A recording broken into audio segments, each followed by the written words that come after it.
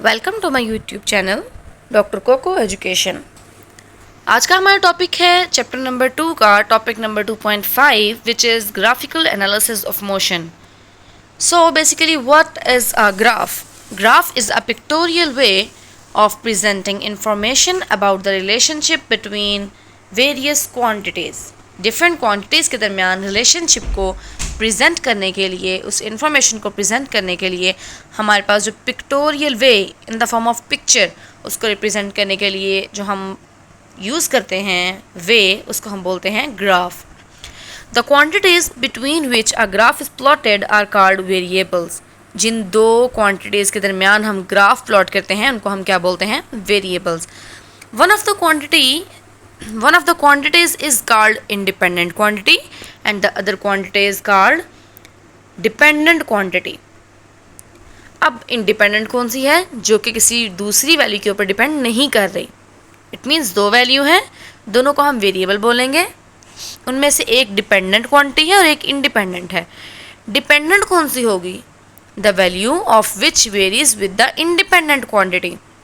जिसकी value independent quantity की base पे वेरी कर रही होगी, चेंज कर रही होगी, तो उसको हम बोलेंगे डिपेंडेंट है, ये इंडिपेंडेंट के ऊपर डिपेंड कर रही है।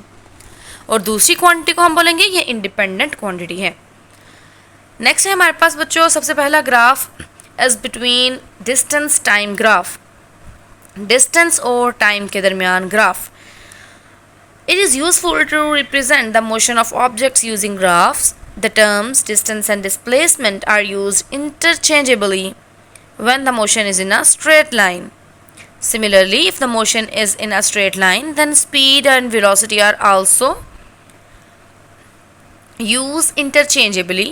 In a distance time graph, time is taken along horizontal axis, while on vertical axis हम क्या लेते हैं? Distance covered by the object.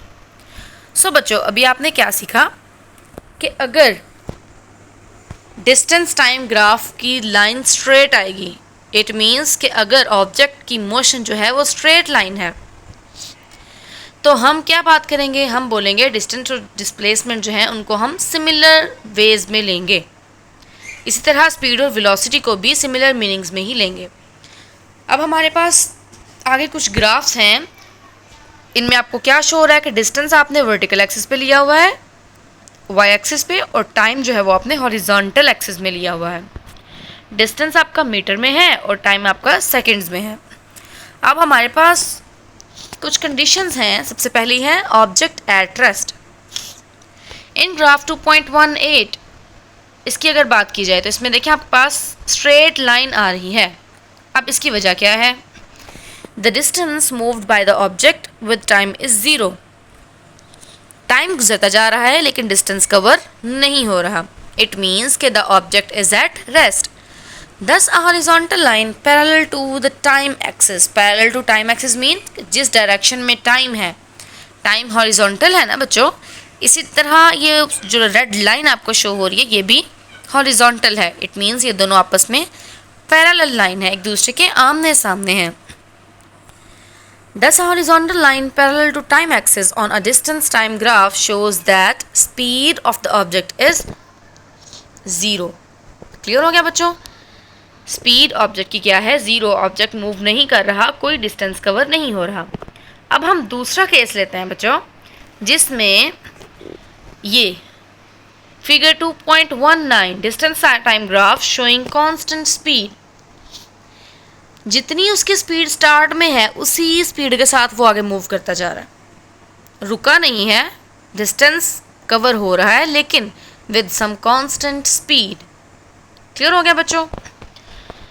The speed of an object is said to be constant if it covers equal distances in equal intervals of time, जो कि हमने कल भी पढ़ा था, जिसको हम यूनिफॉर्म स्पीड भी बोलते हैं। The distance time graph as shown in figure is a straight line. एक स्ट्रेट लाइन है ना, लेकिन ये parallel to the time axis नहीं है। ये क्या है? ये एक स्ट्रेट लाइन हमारे पास आ रही है यूनिफॉर्म कंडीशन की, कांस्टेंट स्पीड की। अब अगर हम इसकी स्लोप निकालेंगे तो वो हमें स्पीड की वैल्यू देगा। Consider 2 points A and B on the graph. A and B points बच्चों कंसिडर कर लें। ए पॉइंट ये आपको लाइन के ऊपर शो हो रहा है और बी पॉइंट भी आपको शो हो रहा है। इसी के रिस्पेक्ट से ए के राइट साइड पे नीचे आए सी वाला पॉइंट, तो ये टाइम को शो कर रहा है और ई वाला पॉइंट 10 की जो वैल्यू है वो हमें डिस्टेंस को शो कर रही है। Same as it is B point से नीचे आए तो डी पॉइंट पे 15 टाइम को शो कर रहा है और एफ पॉइंट पे 30 की वैल्यू जो है वो हमारे पास डिस्टेंस को कवर कर रही है। बच्चों अगर आप देखें तो 0 से 5 तक कितना डिस्टेंस कवर हुआ, 10 मीटर।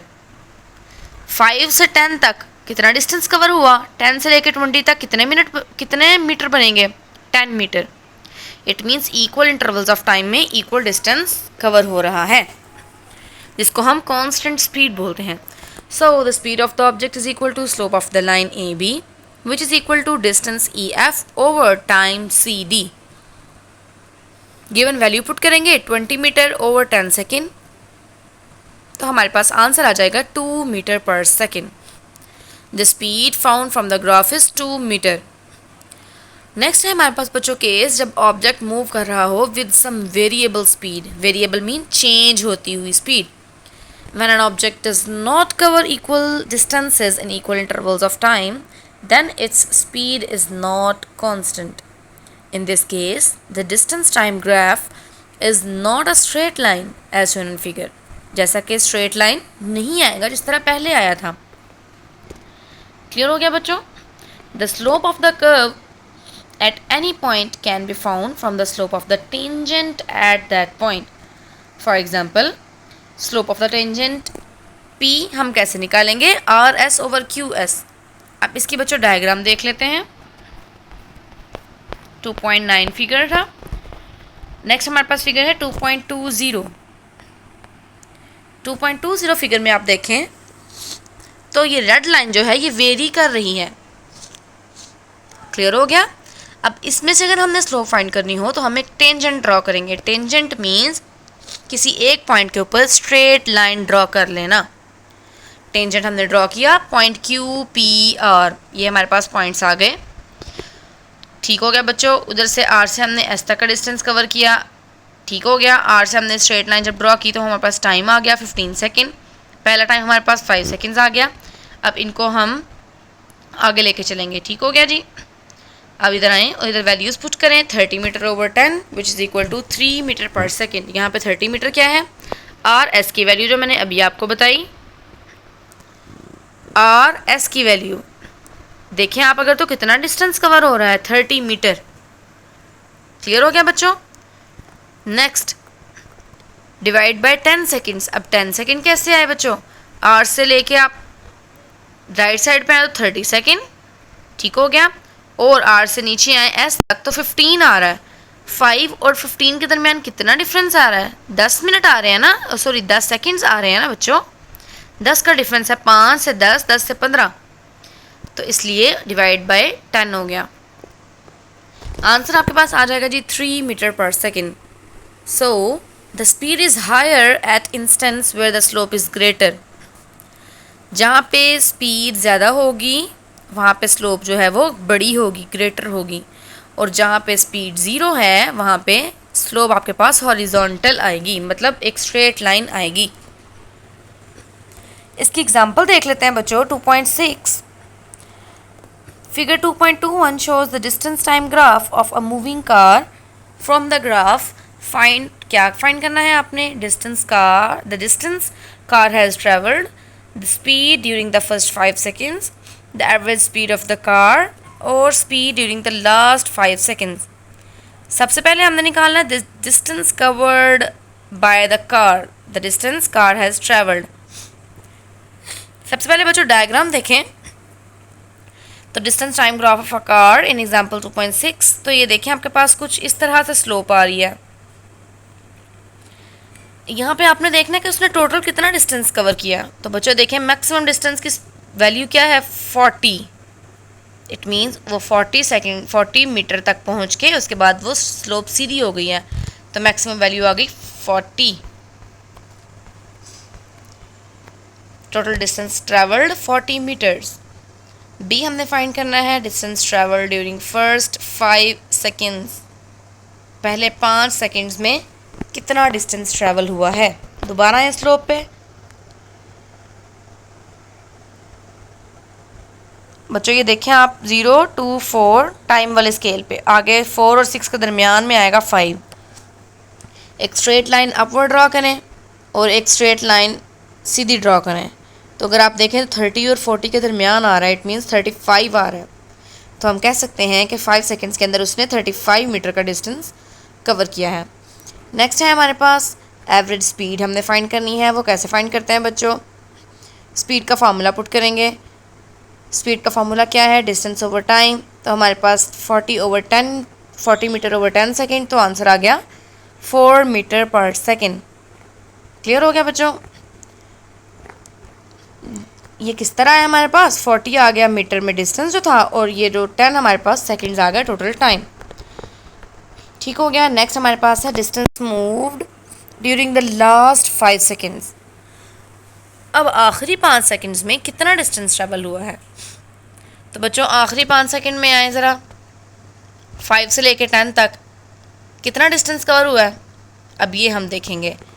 तो इसको चेक करें आप, तो सिर्फ 5 मीटर का डिस्टेंस कवर हुआ है 35 से लेके ऑनवर्ड, क्योंकि उसके बाद तो लाइन हमारे पास स्ट्रेट हो गई। क्लियर हो गया बच्चों?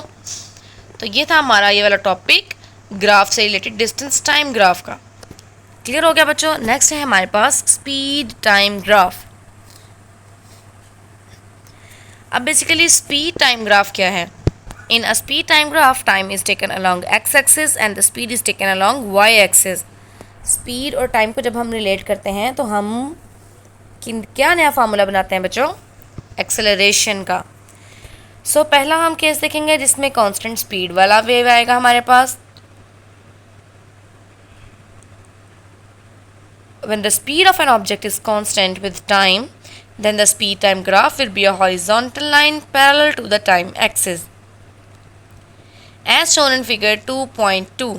2.2 फिगर में देखें तो एक स्ट्रेट लाइन हमारे पास शो हो रही है। ठीक हो गया बच्चों? देन हमारे पास है, in other words, a straight line parallel to time axis represents the constant speed of the object. अगर हमारे पास straight line parallel to the time axis आए तो हम क्या बोलते हैं कि कांस्टेंट स्पीड के साथ ऑब्जेक्ट जो है वो मूव कर रहा है। नेक्स्ट है हमारे पास object moving with uniformly changing speed. Let the speed of an object be changing uniformly. Uniformly means कि इक्वल इंटरवल्स ऑफ टाइम में इक्वल स्पीड के साथ ऑब्जेक्ट मूव कर रहा है। तो वो भी हमारे पास एक स्ट्रेट लाइन ही आएगी, लेकिन जो कि पैरेलल टू एक्स एक्सिस नहीं होगी, वो कुछ इस तरह से होगी जिस तरह से हमने डिस्टेंस टाइम ग्राफ वाले टॉपिक में देखा था। सो यहाँ पे भी हमने अगर स्लोप फाइंड करनी होगी तो बच्चों हम क्या करेंगे? कोई से 2 पॉइंट्स लेंगे, उनके साथ से लाइंस ड्रॉ कर लेंगे, एक डाउनवर्ड, एक हॉरिजॉन्टल एक्सिस पे, एक वर्टिकल एक्सिस की तरफ, और वहाँ से हम स्लोप से वैल्यू फाइंड कर लेंगे अपनी एक्सेलरेशन की। ठीक हो गया बच्चों? The slope of the line gives the magnitude of the acceleration. Example 2.7, find the acceleration from the speed time graph as shown in figure 2.23। इस फिगर में आपको जो डायग्राम दी हुई है, इसमें से आपने यूनिफॉर्म एक्सेलरेशन की वैल्यू फाइंड करनी है। हमने कोई से पॉइंट्स लिए ए और बी, जिनकी वैल्यू हमारे पास क्या शो हो रही है? पॉइंट ए पे वैल्यू है हमारे पास 2 मीटर पर सेकेंड आफ्टर 5 सेकेंड्स, और पॉइंट बी पे है हमारे पास 4 मीटर पर सेकेंड जो कि है आफ्टर 10 सेकेंड्स। स्लोप फाइंड करेंगे। स्लोप के लिए क्या होता है बच्चों? Change in velocity over time taken और द टाइम इंटरवल। तो हमारे पास पहली वैल्यू आई थी 4 मीटर पर सेकेंड, दूसरी वैल्यू फाइनल वैल्यू आ गई हमारे पास 4 मीटर पर सेकेंड, और इनिशियल क्या थी 2 मीटर पर सेकेंड, डिवाइडेड बाय टाइम कितना है हमारे पास 5 और 10, 2 टाइम्स है हमारे पास, तो 10 सेकेंड्स माइनस 5 सेकेंड्स हो जाएगा। तो हमारे पास वैल्यू आ गई, ऊपर आ गई 2 मीटर पर सेकेंड और नीचे आ गया 5 सेकेंड। इसको हम सॉल्व करेंगे तो हमारे पास वैल्यू आ जाएगी 0.4 मीटर पर सेकेंड स्क्वायर। नेक्स्ट है example, find the acceleration from the speed time graph as shown in figure. अब यहाँ पे क्या हो गया बच्चों? डायग्राम से देखते हैं। हमें डायग्राम जो दी हुई है, डायग्राम नंबर 2.24।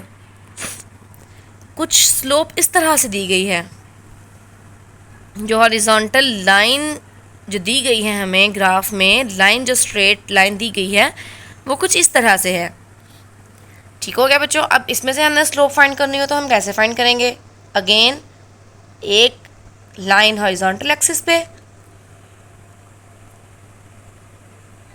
एक लाइन वर्टिकल एक्सिस पे, सेम इसी तरह सी पॉइंट पे भी हम ड्रॉ कर लेंगे 2 लाइंस और हम अपनी स्लोप फाइंड कर लेंगे। अब इसमें हम देखें तो 5 सेकेंड्स पे वेलोसिटी कितनी है? 4 मीटर पर सेकेंड। 10 सेकेंड्स पे कितनी है?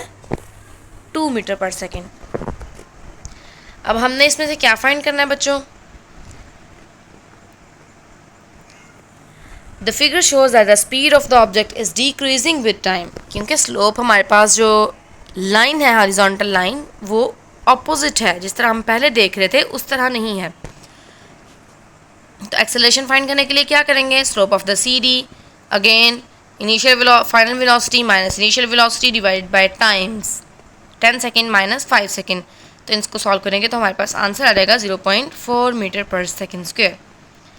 नेक्स्ट है हमारे पास बच्चों distance travelled by a moving object. अगर हमने डिस्टेंस ट्रेवल्ड निकालना हो तो वो बेसिकली कैसे आएगा? स्पीड टाइम ग्राफ में जो डिस्टेंस ट्रेवल्ड निकालना हो तो वो बेसिकली आता है area under the speed time graph. If the motion is uniform, then the area can be calculated using appropriate formula or for the geometrical shapes. Example है हमारे पास 2.9 a car moves in a straight line. The speed time graph of its motion is shown in figure. Find हमने क्या करना है बच्चों? इसका acceleration during the first 10 seconds और its deceleration during the last 2 seconds. उसके अलावा the total distance travelled, D point है average speed of the car during its journey. Figure 2.25 पे है बच्चों, कुछ ये इस तरह से डायग्राम है। 0 से स्टार्ट हो रही है, पॉइंट ए पे जाके उसकी मैक्सिमम स्पीड अटेन हो गई है। 10 सेकेंड्स पे कितनी स्पीड है? 16 मीटर पर सेकेंड। फिर वो उसी यूनिफॉर्म स्पीड के साथ मूव करता जा रहा है ऑब्जेक्ट, और फिर पॉइंट बी पे जाके उसकी स्पीड जो है वो फिर कम होना शुरू हो गई है, और वो स्पीड आहिस्ता आहिस्ता कम होती 30 से भी आगे चली गई। तो पॉइंट बी पे लाइन ड्रॉ करें तो 30 वैल्यू आ गई। ए और बी के दरमियान टोटल सेकंड्स कितने हुए? 18 सेकंड्स। क्लियर हो गया बच्चों? अब हम इसको सॉल्व करते हैं। पॉइंट ए था हमारे पास acceleration during the first 10 seconds, जो कि फार्मूला के अकॉर्डिंग क्या आएगा? Change in velocity over time taken. Change in velocity in final minus initial, initially तो 0 थी और फाइनल हमने पहले देखा पॉइंट ए पे कितनी थी बच्चों? 10 सेकंड्स के ऊपर 16 मीटर पर सेकंड, डिवाइड बाय टाइम कितना है? 10 सेकंड उसने ऑलरेडी बताया हुआ। इनको सॉल्व करेंगे तो हमारे पास आंसर आ जाएगा 1.6 मीटर पर second square. Acceleration during the last 2 seconds, तो बच्चों फाइनल क्या है? 0, इनिशियल क्या था? 16 मीटर पर second, divide by 2 seconds time जो कि हमें गिवन है। आंसर आ जाएगा हमारे पास -8 मीटर पर second square. C is the total distance travelled, और टोटल डिस्टेंस ट्रेवल्ड हमने आगे पढ़ा कि हम एरिया फाइंड करते हैं अंडर द ग्राफ। ठीक हो गया बच्चों? तो अब हमारे पास ये जो शेप आ रही है, इस शेप को हम बोलते हैं ट्रापीजियम। तो ट्रापीजियम का एरिया फाइंड करने का फार्मूला है 1/2 sum of the parallel sides multiply by height. तो sum of the parallel sides बच्चों क्या है? 1/2 ऐसे ही आ जाएगा। पैरेलल साइड्स कौन सी हैं? एक है ये 18 सेकेंड्स और दूसरी है 0 से लेके 30 सेकेंड्स। तो आ गया 18 seconds plus 30 second multiply by height. Height कितनी है? हाइट मीन्स मैक्सिमम वेलोसिटी उसने कितनी अटेन की थी? मैक्सिमम वेलोसिटी इज 16 मीटर पर सेकेंड। सो इन दोनों को प्लस करेंगे 18 और 30 को, हमारे पास आंसर आ गया 40 सेकेंड्स। मल्टीप्लाई करेंगे तो हमारे पास फाइनल आंसर आ जाएगा 2 से डिवाइड करके 384 मीटर्स। नेक्स्ट हमने फाइंड करना है एवरेज स्पीड, और एवरेज स्पीड क्या है बच्चों हमारे पास? Total distance covered over time taken. Total distance covered हमने अभी निकाला 384 metres divide by time taken. इनको सॉल्व करेंगे तो हमारे पास आंसर आएगा 12.8 मीटर पर सेकेंड। तो बच्चों ये था हमारा आज का टॉपिक ग्राफ से रिलेटेड। और ग्राफ हमने दो तरह के देखे इसमें, डिस्टेंस टाइम ग्राफ और speed time graph. Distance time graph में हम स्पीड फाइंड करते हैं और स्पीड टाइम ग्राफ में बच्चों हम क्या फाइंड करते हैं, एक्सेलरेशन की वैल्यू फाइंड करते हैं। ठीक हो गया बच्चों, अल्लाह हाफिज़।